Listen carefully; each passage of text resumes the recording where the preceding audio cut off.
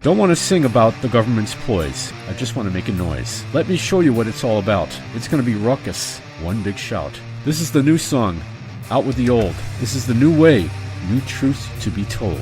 Not every UK punk rock band was hell-bent on bringing up a certain politician or their political methods that pissed them off. Not every punk rock band, no matter what section of the world, was hell-bent on spewing political venom. Cockney Rejects were one of those bands. New Song was the B-side of the band's third single, and the first from their ironically titled Greatest Hits Volume 1 album. These were all new songs. Nothing old about them.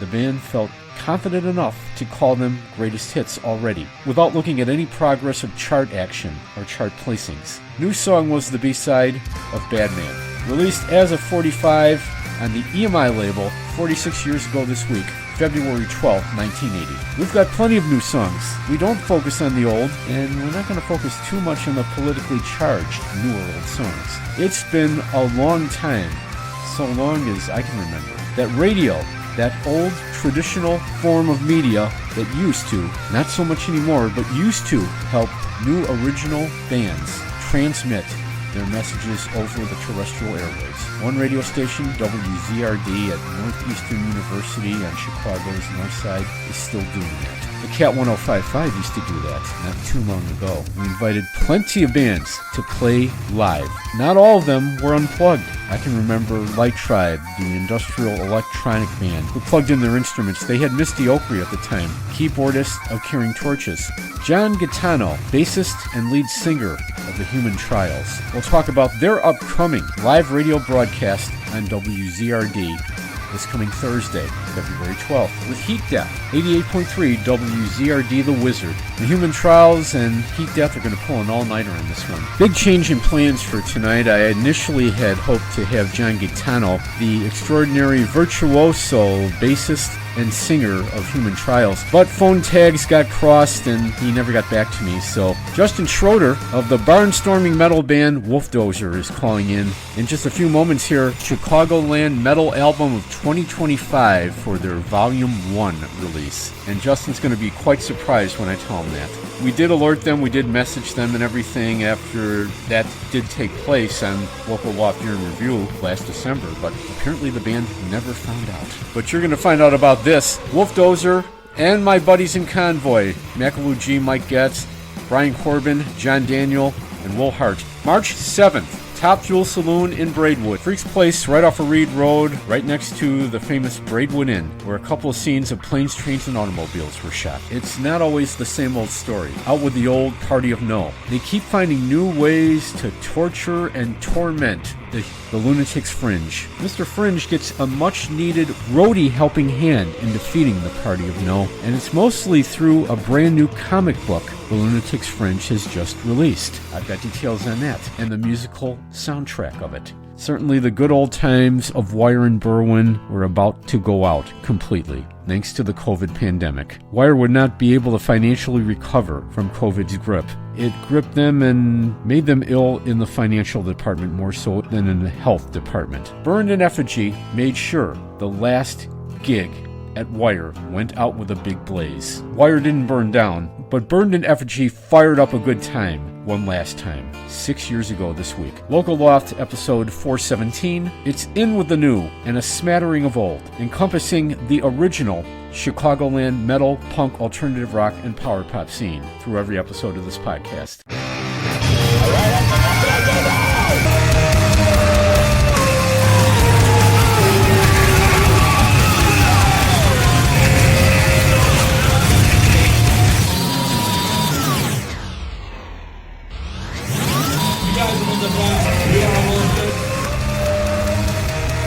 They were voted Best Original Local Metal Album for their debut, Volume 001, or just Volume 1, last year in December, of course. But I first met up with them when they played Kankakee Festival and brought the house down, literally. Wolfdozer. I remember singer and harmonica Lucas Theroux. I did talk to him mostly when I interviewed all you guys from the Festival after you tore it up last year. I have Justin Schroeder with me. Good news is, There'll be more tearing up to come for Wolfdozer when they play with my buddies Convoy, Mike Getz, Macaloo G, Ryan Corbin, John Daniel, Will Hart, and Ronny Monroe, best known as a member of Metal Church back in the 80s, and also he was part of Trans-Siberian Orchestra. This is March 7th at Fuel Saloon in Braidwood. Justin, welcome to the show. Since Volume 1, the best local original metal album of 2025, I don't know if you guys got that news or not. We did not. This is the first time hearing about it. I did message you on it, but letting you know now in case we missed something here. But you guys were voted Best Local Original Metal Album of 2025 on Local Loft Year in Review. But have you given any thoughts or any hints as to how you're going to follow that album up? Do you have any new music in the works? Yep, we are currently writing the next album right now, in between shows we got going on, and hopefully be in the studio again summertime. You're also looking to hope to get an opening slot for Texas Hippie Coalition in Hobart Art Theater in April. We will be playing April 2nd. We're opening for Texas Hippie Coalition and our buddies in Black Sunrise at Hobart Art Theater. It's going to be a great time, too. It's really going to be a great time at Fuel Saloon. Freak definitely welcomes the local metal community into his house, into the house he built. That's quite a place. Ragged but excellent biker bar. I've been there a couple of times myself, a few record shows, and even caught the new EP release show of Oblivion Zero last year, and I did get a chance to talk to them. But you and Convoy, double trouble, 1-2 punch, certainly will rock the roof off that place. Yeah, it's going to be a fun time. This will be our third time playing at Top Fuel, and it's kind of like a second home for us. The sound there is amazing. Freak's awesome. His crew there is awesome, and we always have a blast when we play there.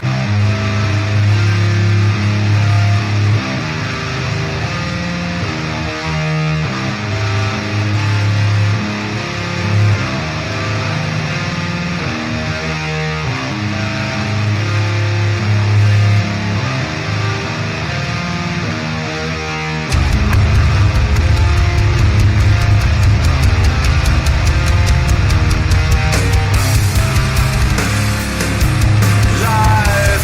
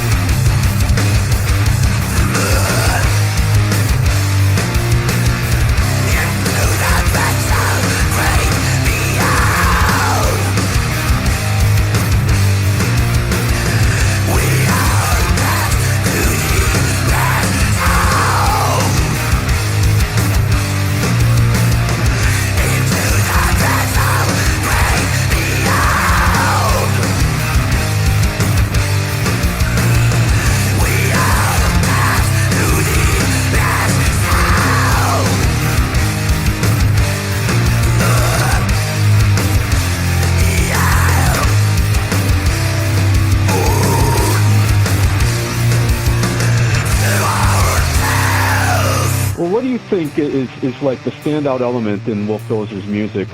Lucas, I mean, he plays a mean harmonica, that's for sure. Is that the thing that most grabs the listener's attention, do you think, or is it a bunch of different stuff?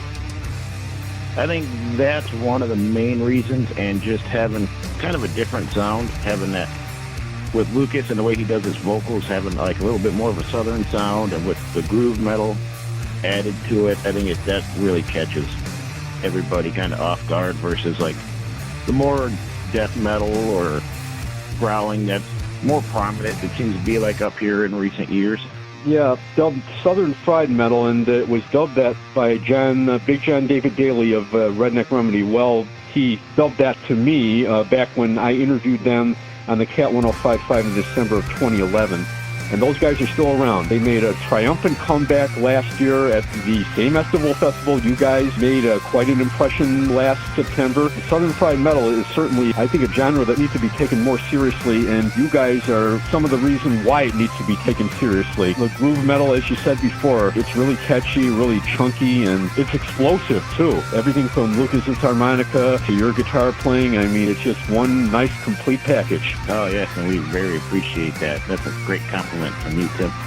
Justin, definitely looking forward to the next Wolfdozer record, because that first one really blew my mind. Great stuff, including like Deviant, and well, that's the only one that is coming to mind right now. Pretty standout tracks there, and hope to hear more from you. And I definitely am looking on dropping by for that March 7th show with you and Convoy and Ronny Monroe. To find out more about it, you can go to Top Fuel Saloon, their Facebook page, or topfuelsaloon.com, or go to Wolfdozer's Facebook page. And I want to thank Justin Schroeder from Wolfdozer for talking to us. Thanks a lot, Justin. Thank you, Tim.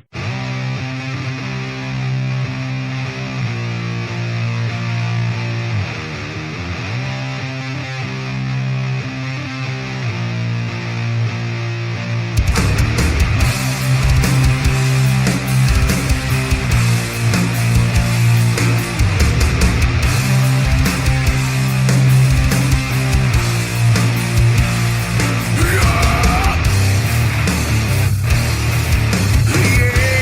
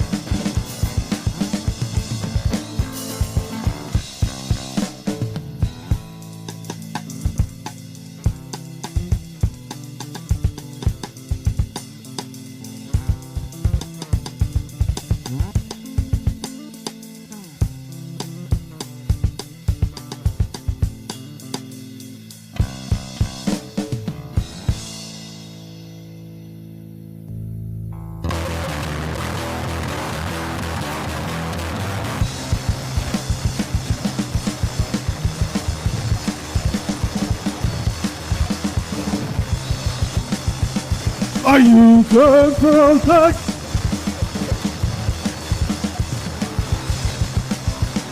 Perfect.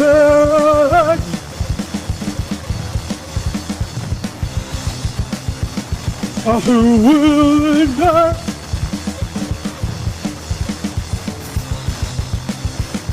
I feel so perfect.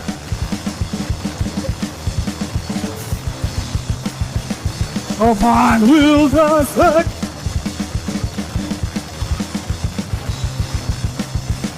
Oh, perfect.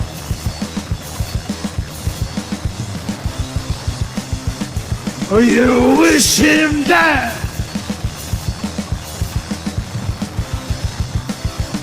Oh, you wish him dead.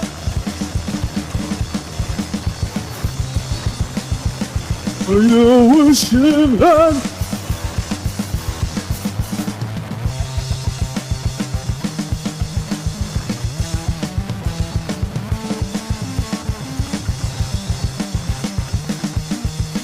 Yeah.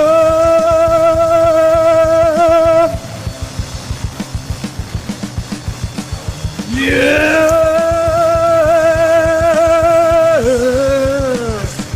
You wish him dead. You wish him dead.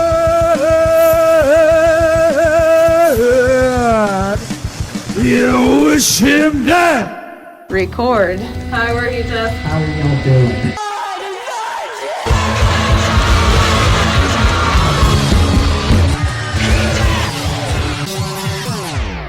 There is no such thing as one person. I'm mesmerized here. I'm mind blown by what I hear because it sounds like the work of two people, but it's so much more. It sounds like you could be a big army of musicians. In the studio, there's quite a lot of overdubbing that's probably done, layers of sound here, but the main question I have is, when you get to the stage, how do you pull this all off? Is it really difficult to recreate all that sound, all the distortion, all the guitars, all the drums, the layers of sound? Is that really difficult to do on stage, like maybe not is in the studio? Actually, you know, something that we're very good at on stage is actually making it even larger than the album too. And we pull this off with not only the gear that we bring on stage with us, but just because of the way that we write things. I think that really kind of fills out the space and also gives you the illusion that a lot more people are playing along with us.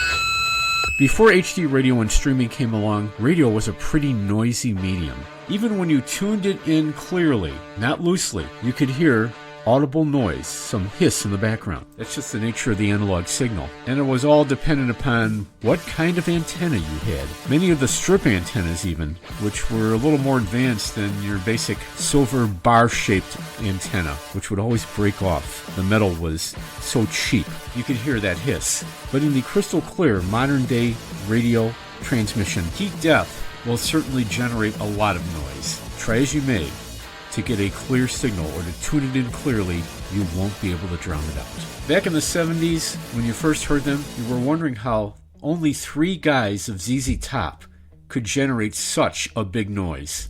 Well, with only 2 in Heat Death, Layla Eskren and Julia Baird, it's only guitar and drums. How white stripes of them. No bass.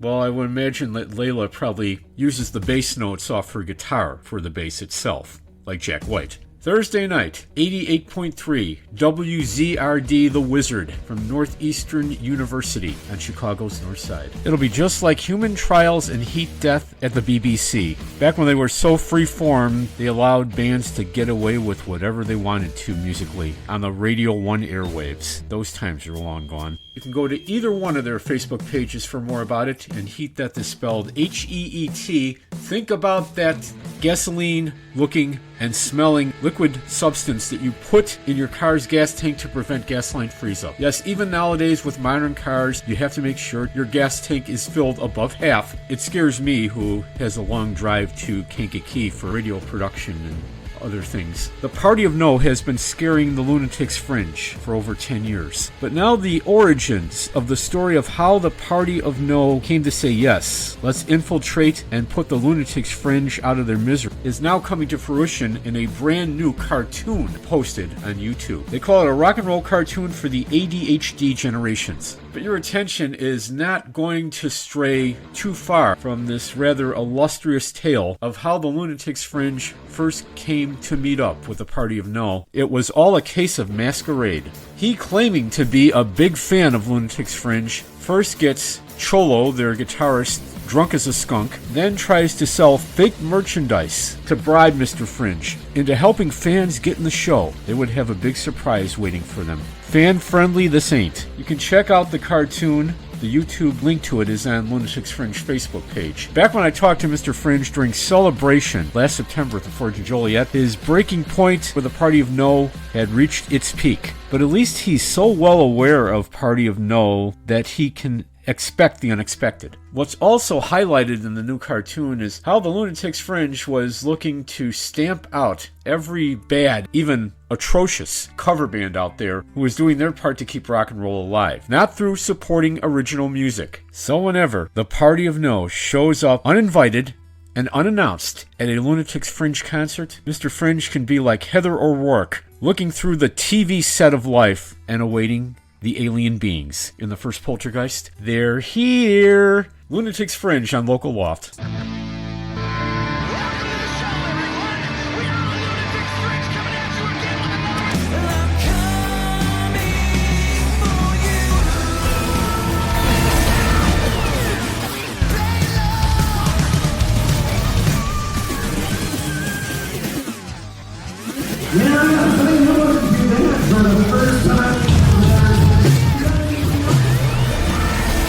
You have met your breaking point with the Party of No, have you not? It's getting a little bit ridiculous at this point. Yeah, I'm over it now, and I'm about done.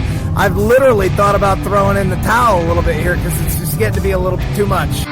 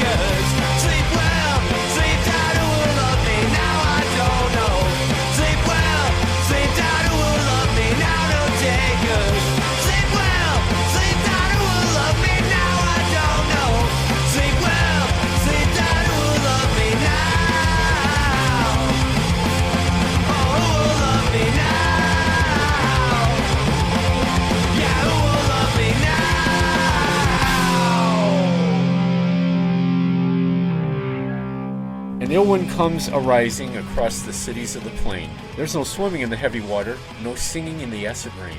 Red alert. Every season has its psychotic weather phenomenons. Winter has its inexplicable lake effect snow squalls, and spring, which is fast approaching. Severe weather season.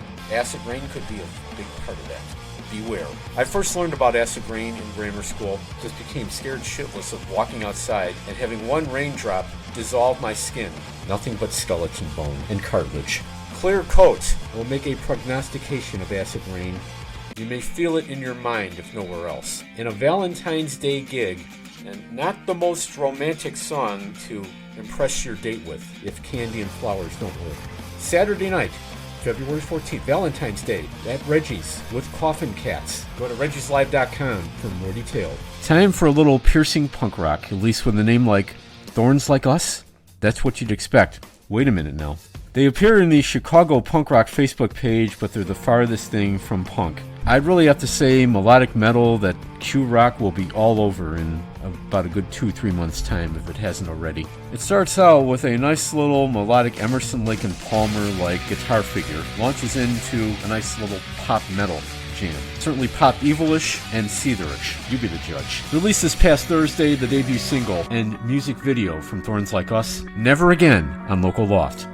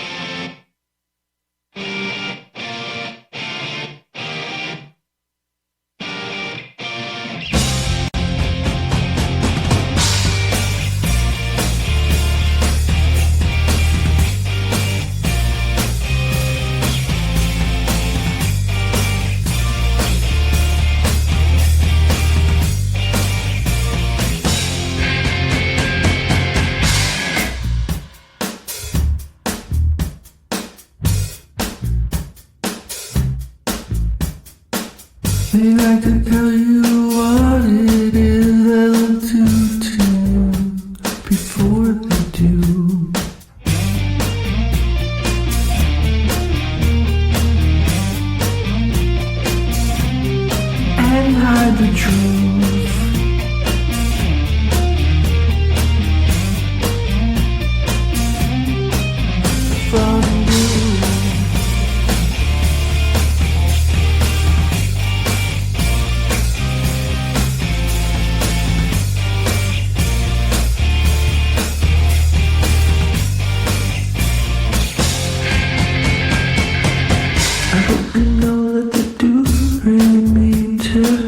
such a pain every way, because they think you are vulgar and profane.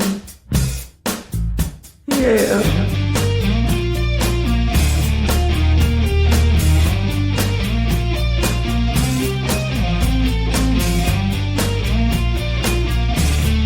We're not to blame.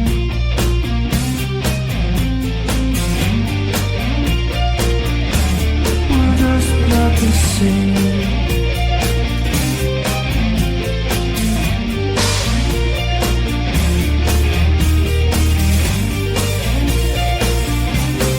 We're not the same.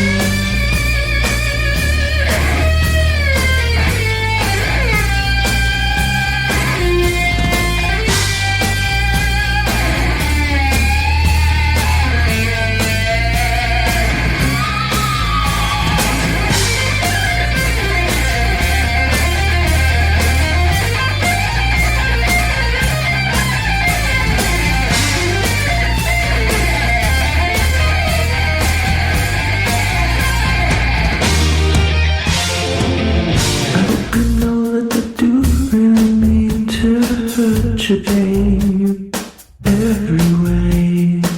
The technocratic nanobots come for your life, and they think it's right. Won't keep us alive.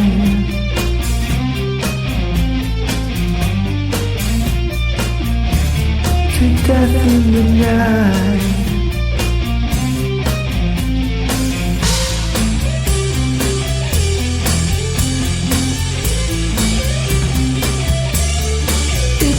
False lies.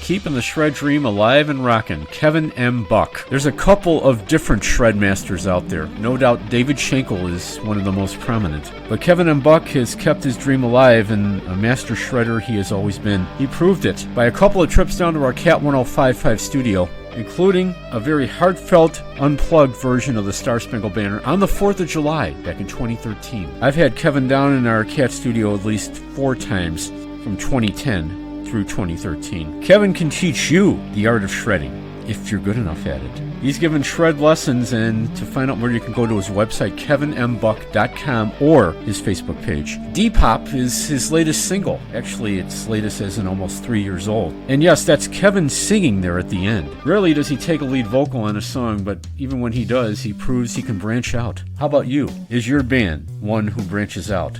One who is diverse? Or maybe you just have one sound, one catchy sound, one catchy guitar shredding solo that's going to reel them all in. Get your music to me, Tim Lamping. Don't shred away the opportunity to make yourself heard around the world. CD, vinyl, LP, cassette, reel-to-reel tape, timlamp1 at yahoo.com, timcatdj@gmail.com. Send me an email, I'll send you a mailing address before you send me any physical stuff. Download every episode of Local Loft on podbean.com or stream it on YouTube or the Podbean app. There was one final opportunity before all future opportunities to rock out live at Wire and Berwyn were shredded away by the COVID pandemic. Burned in Effigy made sure the last one went out with a blaze. They didn't burn the place down, but they fired up a good rockin' time one last time. February 12th, 2020, we rock back to that. Alright, in case you guys didn't catch it, we are Burned in Effigy. This next song is about a titan of a man, an unstoppable force of evil and wickedness.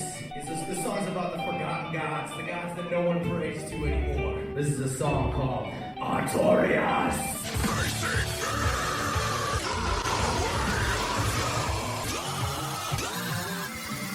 I had fun just watching you do that, man. Good up to fucking beat over it, man. Fucking shredder. Before we shoot out, I just want to say a big shout out to Tim Lamping from Local Loft Podcast. He interviewed us earlier. It was awesome. This is our last fucking song for the night. This one's called Wind. Searching for answers, the questions still run off his tongue.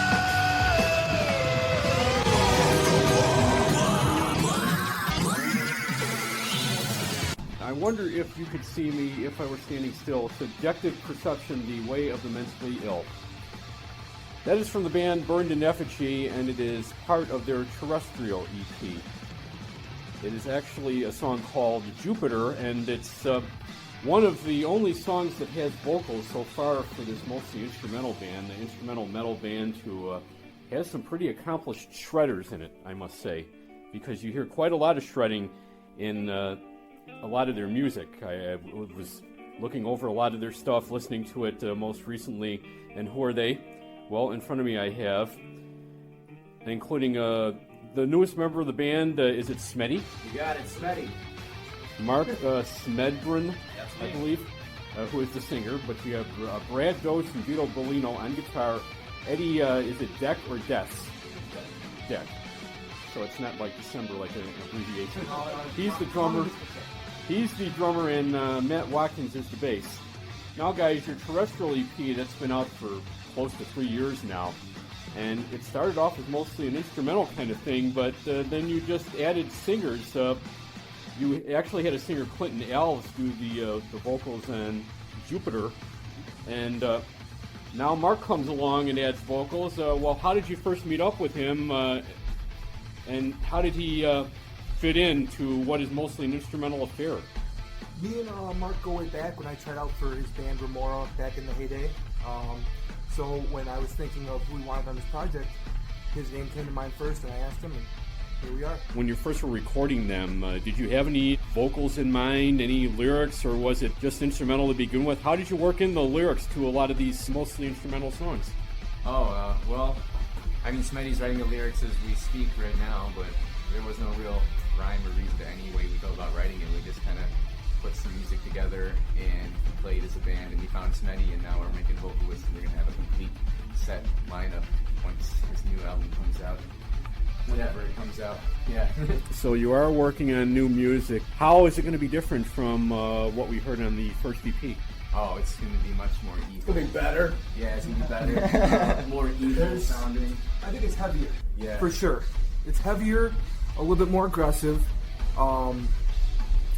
Yeah, it just brings a whole new flavor with the band when we bring Mark into the equation. Yeah, there's classical influence in the new album, I would say, from the Baroque and classical era of music, kind of, I don't know, more artistic approach, I guess you'd say. I should note that some of the songs we are bringing from the EP to the new album, albeit, it'll be tighter sounding.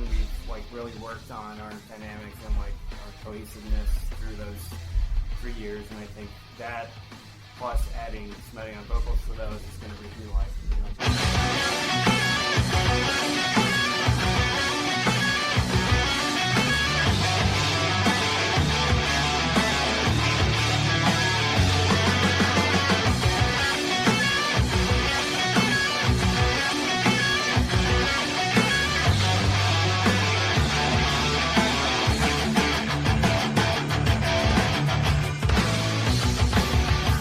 The light burns out, no warning.